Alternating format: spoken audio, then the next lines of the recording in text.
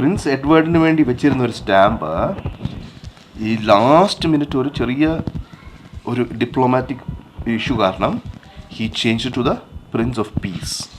നോക്കൂ, ഈ ലോകത്തെ ആദ്യത്തെ ക്രിസ്തുമസ് സ്റ്റാമ്പിനെ കുറിച്ചുള്ള വിവരം എനിക്ക് മുൻപൊന്നും അറിയണ്ടായിരുന്നില്ല. ഇത് അറിയുന്നവർ നന്നേ ചുരുങ്ങുകയും ചെയ്യും. ഏതായാലും ഇത്തരത്തിലുള്ള ഒരുപാട് കഥകൾ വിശാൽ ജോർജിന് പറയാനുണ്ട്. ക്രിസ്തുമസിന്റെ സ്റ്റാമ്പ് ശേഖരത്തെക്കുറിച്ച് തന്നെ ഒരുപാട് കഥകൾ നമുക്ക് വിശാൽ പറഞ്ഞു തരും. ആദ്യത്തെ ക്രിസ്തുമസ് സ്റ്റാമ്പ് പുറത്തിറങ്ങി 125 വർഷം പിന്നിടുന്നു. അന്നു മുതൽ ഇന്നുവരെ പുറത്തിറക്കിയ ക്രിസ്തുമസ് സ്റ്റാമ്പുകളെല്ലാം വിശാലിന്റെ ശേഖരത്തിലുണ്ട്. തിരുപ്പിറവി ചിത്രീകരിക്കുന്ന ആദ്യ സ്റ്റാമ്പ് 1943 ഹംഗറിയും 57 ഓസ്ട്രേലിയയുമാണ് പുറത്തിറക്കിയത്. വിശാലിന്റെ ആൽബം നിറയെ ഇത്തരം അറിവുകളാണ്.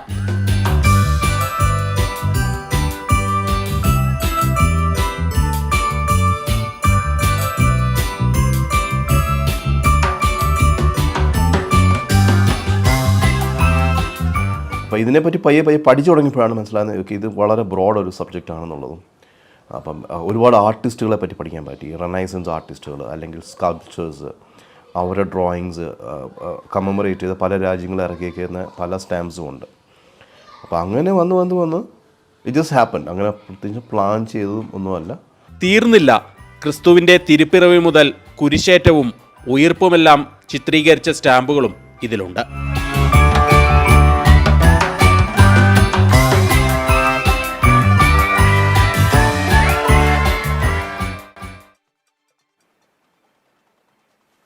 കെ ബി ശ്രീധരനുണ്ട് തത്സമയം. Good morning Sreedharan.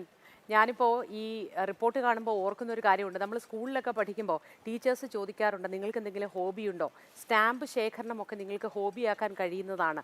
നാണയ ശേഖരണം, സ്റ്റാമ്പ് ശേഖരണമൊക്കെ.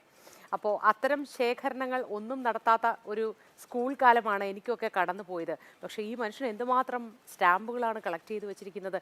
നേരിട്ട് കണ്ട ആളെന്നുള്ള നിലയ്ക്ക് ആ അനുഭവങ്ങൾ ഒന്ന് പങ്കുവയ്ക്കൂ ശ്രീധരൻ.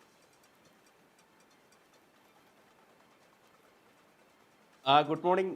ഏതായാലും ഇതൊരു ഞെട്ടിക്കുന്നൊരു വിഷയം തന്നെയാണ്. അതായത് എന്നെ കൊണ്ടൊന്നും ഇങ്ങനെ സാധിക്കില്ല. പക്ഷെ വിശാൽ ഈ ഒരു തീമാറ്റിക് ആയിട്ടാണ്, അതായത് ഒരു വിഷയം അടിസ്ഥാനമാക്കിയിട്ടാണ് ഇങ്ങനെ സ്റ്റാമ്പുകളൊക്കെ ശേഖരിച്ചിരിക്കുന്നത്. ഇതിപ്പോൾ ഇപ്പോൾ ക്രിസ്തുമസ് കാലമാണ്, അതുകൊണ്ടാണ് നമ്മൾ ഈ ക്രിസ്തുമസ് തീം എടുത്തത്. ഈ ക്രിസ്തുമസ് തീമിൽ തന്നെ ഏതാണ്ട് 5000-ഓളം സ്റ്റാമ്പുകൾ അദ്ദേഹത്തിനുണ്ട്. എനിക്ക് തോന്നുന്നു നിങ്ങൾക്കറിയുമെന്നറിയില്ല, ആദ്യത്തെ ക്രിസ്മസ് സ്റ്റാമ്പ് ഇറങ്ങിയത് ഞാൻ ഈ വാർത്തയിൽ ചോദിച്ച പോലെ തന്നെ എനിക്ക് വിശാലിനെ കണ്ടപ്പോൾ മാത്രമാണ് ഈ ആദ്യം ഇങ്ങനെ ഒരു ക്രിസ്മസ് സ്റ്റാമ്പ് ഉണ്ടെന്നും ഇത് ആദ്യമായി ഇറങ്ങിയത് 1898-ലാണ്, അതിൻ്റെ 125-ാം വാർഷികമാണെന്നൊക്കെ എനിക്ക് ഈ വാർത്ത ചെയ്യാൻ പോയപ്പോൾ മാത്രമാണ് അറിയുന്നത്. ഇങ്ങനെ പല പല രാജ്യങ്ങളുടെ സ്റ്റാമ്പുകളാണ് വിശാലിൻ്റെ ശേഖരത്തിലുള്ളത്. അതിൽ ചില രാജ്യങ്ങളൊന്നും ഇന്ന് നിലവിലില്ല. അതായത് പണ്ട് ബ്രിട്ടീഷ് കോളനികളോ ഫ്രഞ്ച് കോളനികളൊക്കെ ആയ രാജ്യങ്ങൾ ഇന്ന് മറ്റ് രാജ്യങ്ങളായിട്ട് മാറിയിട്ടുണ്ട്, അല്ലെങ്കിൽ മറ്റ് രാജ്യങ്ങളോട് ലയിച്ചിട്ടുണ്ട്. അങ്ങനെയുള്ള രാജ്യങ്ങളുടെ സ്റ്റാമ്പുകൾ പോലും വിശാലിൻ്റെ ശേഖരത്തിലുണ്ട് എന്നുള്ളതാണ് ഏറ്റവും കൗതുകരമായിട്ടുള്ള ഒരു കാര്യം. അതോടൊപ്പം തന്നെ ഈ തിരുപ്പിറവി, യേശുക്രിസ്തുവിൻ്റെ തിരുപ്പിറവി അടിസ്ഥാനമാക്കി അല്ലെങ്കിൽ അദ്ദേഹത്തിൻ്റെ ജീവിതം അടിസ്ഥാനമാക്കിയുള്ള സ്റ്റാമ്പ് ശേഖരമുണ്ട്. അതായത് തിരുപ്പിറവി, അദ്ദേഹത്തിൻ്റെ ജീവിതകാലം, അതിനുശേഷം കുരിശേറ്റം, വീണ്ടും ഉയിർപ്പ്, ഇതൊക്കെ ഒരു സീരീസ് ആയിട്ട് പല രാജ്യങ്ങളും സ്റ്റാമ്പുകളിൽ ഇറക്കിയിട്ടുണ്ട്. ആ സ്റ്റാമ്പുകൾ അദ്ദേഹത്തിനുണ്ട്. ക്രിസ്തുമസ് സ്റ്റാമ്പുകളുണ്ട്. അതുപോലെ തന്നെ മഡോണ ആൻഡ് കിഡ്, ആ ഒരു സീരീസിൽ ഒരുപാട് സ്റ്റാമ്പുകളുണ്ട്. ഇങ്ങനെ ഏതാണ്ട് 175ഓളം രാജ്യങ്ങളുടെ സ്റ്റാമ്പുകളാണ് ഈ മനുഷ്യൻ ശേഖരിച്ചു വെച്ചിരിക്കുന്നത്. ഏറ്റവും പ്രധാനപ്പെട്ട കാര്യം, നമുക്ക് തോന്നും ഇയാൾക്ക് ഇത് എവിടുന്ന് കിട്ടിയെന്ന് നമുക്ക് തോന്നും. ഇത് അദ്ദേഹത്തിന്റെ അച്ഛന് സ്റ്റാമ്പ് ശേഖരമുണ്ടായിരുന്നു. ഞാൻ അതിലേക്ക് വരികയായിരുന്നു. എങ്ങനെയാണ് ഈ മനുഷ്യൻ ഇത്രയധികം സ്റ്റാമ്പുകൾ ഈ വിവിധ രാജ്യങ്ങളിൽ നിന്നും ശേഖരിച്ചത് എന്നറിയാൻ വല്ലാത്ത ആകാംക്ഷയുണ്ട്. അതിൽ ഏറ്റവും പ്രധാനപ്പെട്ട കാര്യം, ഇദ്ദേഹം പത്തനംതിട്ട സ്വദേശിയാണ്. പത്തനംതിട്ട നമുക്കറിയാം ലോകത്തിൻ്റെ ഒരു മിനിയേച്ചറാണ് ഈ പത്തനംതിട്ട ജില്ല എന്നുള്ളത്. ഒരുപാട് ആളുകൾ വിദേശ രാജ്യങ്ങളിലൊക്കെ ഉള്ള ഒരു സ്ഥലമാണ്. കുട്ടിക്കാലത്ത് ഇദ്ദേഹം ചെയ്തിരുന്നത് തൊട്ടടുത്തുള്ള പ്രവാസികളായിട്ടുള്ള വ്യക്തികളൊക്കെ നേരിട്ട് പോയി കണ്ട് അവരിൽ നിന്ന് സ്റ്റാമ്പ് ചോദിച്ച് വാങ്ങി, അതായത് ഒരു സ്റ്റാമ്പ് തരുമെങ്കിൽ ഒരു സ്റ്റാമ്പ് തരുമോ ആൻറ്റി എന്നൊക്കെ ചോദിച്ച് വാങ്ങിയാണ് വിശാൽ ഇതിൻ്റെ ശേഖരം ആരംഭിക്കുന്നത്.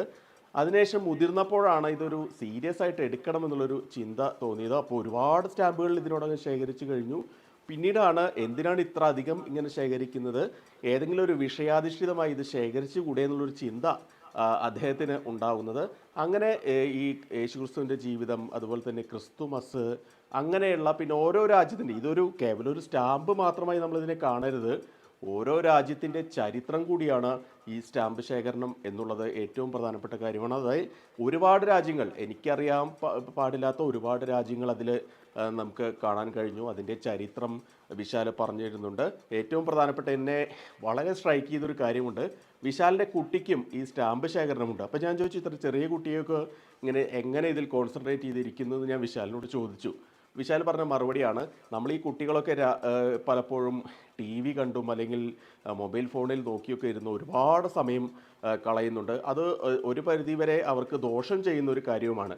അപ്പോൾ അതിൻ്റെ ഒരു ചിന്ത ഈ സ്റ്റാമ്പ് ശേഖരണത്തിലേക്ക് മാറ്റുമ്പോൾ ഈ കുട്ടിക്ക് തന്നെ പല വിവരങ്ങൾ ലഭിക്കുന്നുണ്ട്, അറിവുകൾ ലഭിക്കുന്നു, കാര്യങ്ങൾ അറിയാനുള്ള ഒരു ജിജ്ഞാസ കുട്ടികൾക്കുള്ളിലുണ്ടാകുന്നു.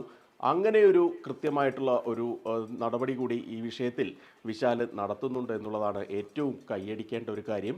വിശാൽ മാത്രമല്ല, വിശാലിന്റെ ഭാര്യ. ഇതുപോലെ എല്ലാവരും സമൂഹ മാധ്യമങ്ങളിലും ഇലക്ട്രോണിക് ഉപകരണങ്ങളിലും ഒക്കെ കുടുങ്ങിക്കിടക്കുന്ന സമയത്ത് നമ്മൾ ഒരുപക്ഷെ കുടുങ്ങിക്കിടക്കുന്നു എന്ന് തന്നെ വേണം പറയാൻ.